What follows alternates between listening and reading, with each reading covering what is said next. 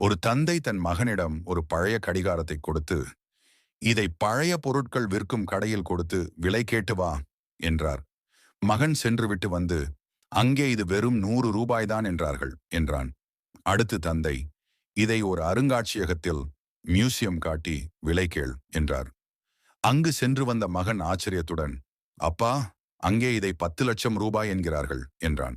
தந்தை சொன்னார், "சரியான இடத்தில் இருந்தால்தான் உனக்கான உண்மையான மதிப்பு கிடைக்கும்.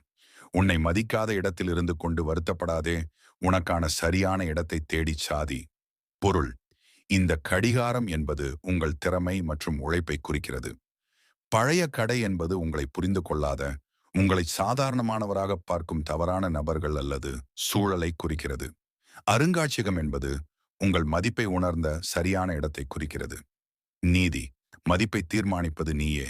உன்னை தரம் தாழ்த்தி பேசும் நபர்களிடம் உன் மதிப்பை எதிர்பார்க்காதே. சரியான சூழல் முக்கியம்.